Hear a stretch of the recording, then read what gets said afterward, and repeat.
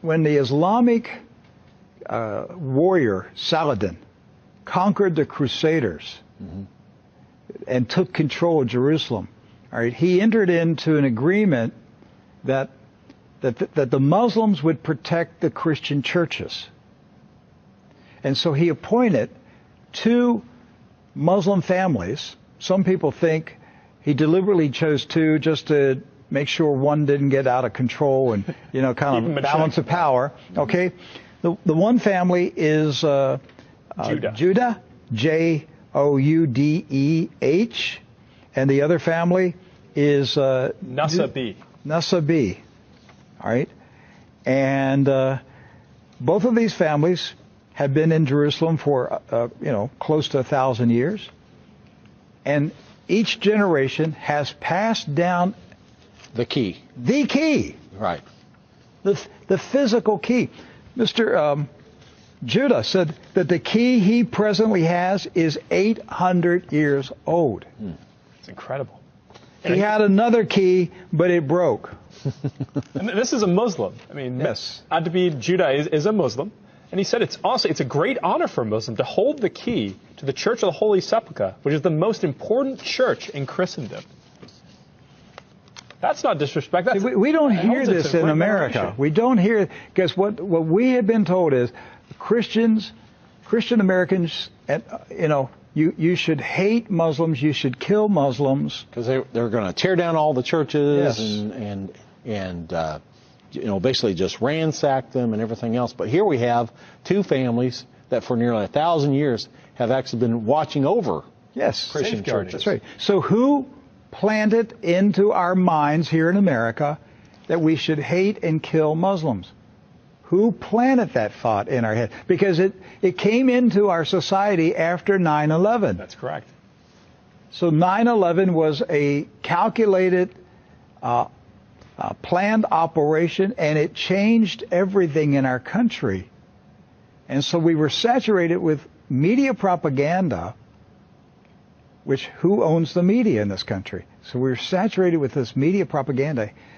You Americans, you need to hate Muslims. You need to go to war. You need to send your sons to go kill Muslims. All right? And yet, when you go to the Middle East, you find out that the Muslims, like Christians, are taking care of Christian churches. Yes. Do not hold animosity against Christians or Americans, except in the case where Americans are pushing for war in their countries or trying to take their land. So they've lived together. They've lived together for centuries and centuries. Jews, Christians, and Muslims have lived together for centuries. They were buying and selling. They were trading. They were doing business together. They were building houses next door to each other for centuries. And it didn't change until the Zionists came. Now, see, you say, wait a minute, I thought Zionists are Jews. Not all Jews are Zionists. And not all Zionists are Jews. Right.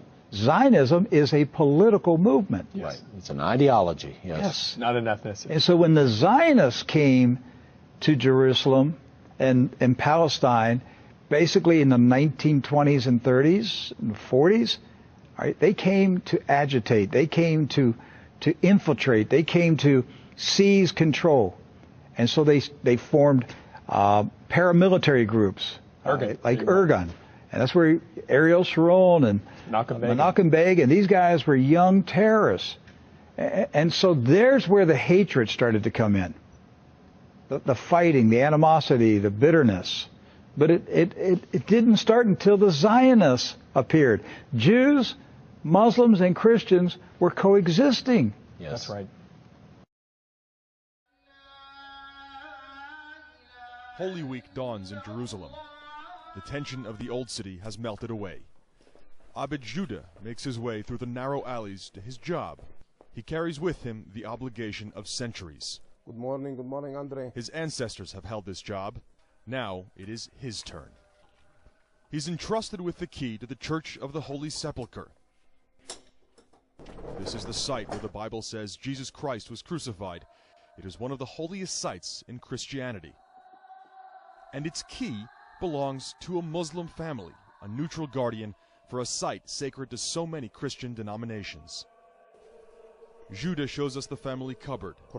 Inside is a Quran and a Bible. He considers the church a second home. The contracts for the guardian of the key date back hundreds of years. He shows us the oldest contract in his home. It was written in 1517. This is the family heritage, he says. It's all we own as a family, and this is not only an honor for our family, this is an honor for all Muslims in the world. He has pictures of his great-grandfather, who cared for the key at the turn of the last century. In this family, that's recent history. This is the key to one of the holiest places in Christianity. Yes. And every morning, this key opens the door. This key opens the door. For 500 years. For more than 850 years. He tells me what we pass to the next generation is not only the key, but also the way you respect other religions. At 4 in the morning on Holy Thursday, the Armenian Orthodox offer their prayers. Next it'll be the Franciscans, then the Greek Orthodox, and others. Joudeh protects the church key for all of them. It's a model of coexistence dating back centuries that can serve as a lesson of interfaith harmony even to this day. Orn Lieberman, CNN, Jerusalem.